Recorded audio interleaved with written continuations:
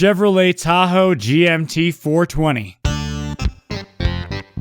Holla holla, get $1. It's the truck for people who really just don't want to be seen driving a truck. Before it was considered cool to own a pickup truck, this was what you bought to dodge the blue-collar, working-class, trade-skilled stigma that came with owning a truck. And anyways, for the average person, this is a far more useful, usable machine. Even if you couldn't tell that this is just a single-cab CK series with back seats, extra doors, and a topper welded on, clues to the Tahoe's truckness are scattered all about with very little in the way of subtlety.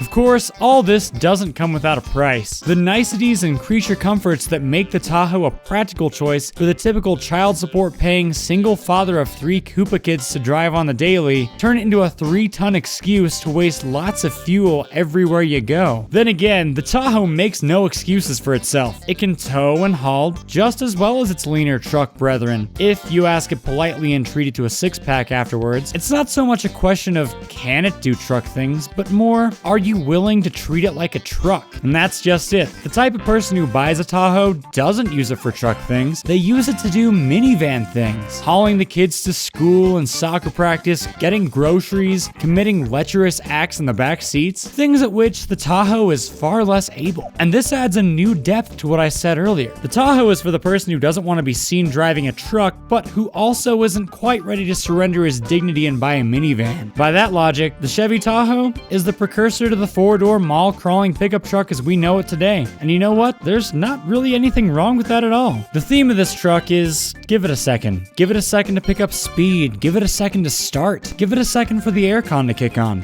Let its carefree laziness extend to you, and you'll start to understand just what Chevrolet were going for when they designed the Tahoe. It has seating for 5, but has 1, 2, 3, 4, 5, 6, 7, 8, 9, 10 cup holders. So you and 4 friends can confidently double-fist rock stars and venti dirty chai lattes on the way to your 7 a.m. Scottish drumming class. The sun visors have pop-out extensions which serve the useful function of blocking the rearview mirror. Every part of the interior that isn't the seats feels cheap and flimsy, but then again, this is 90s GM we're talking about here. Neat airplane-inspired overhead lights will keep you busy for all of 5 seconds. You can hide your sword beneath the back seats, making this the ideal vehicle for road trips to the dark world.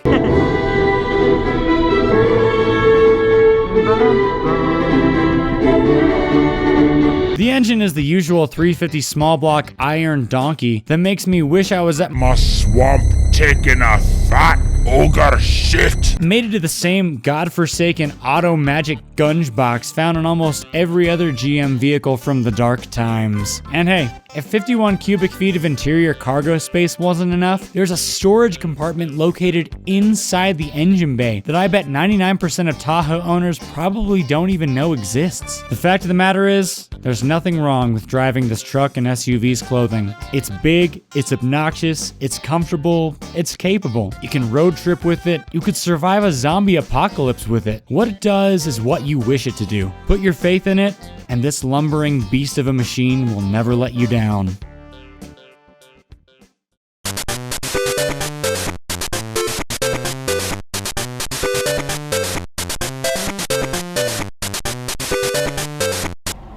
You what, mate?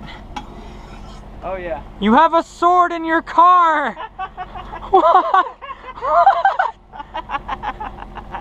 You have a sword in your car!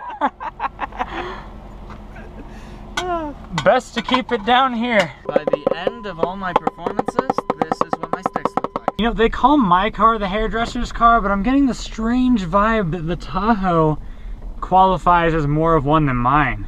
If it's just because of my luscious hair. Oh, a state map of Washington. Oh, fuck. Oh, baby. Coasting. Here we go. Sunglasses. Probably your mom's. Oh, this is so American, it hurts. How do I get the liquid going on here again?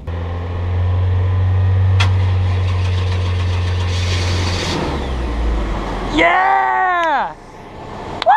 Woo! Mission accomplished. You want to drive for a bit? Nope, the person who is the victim always drives first. You have a goddamn sword in your car.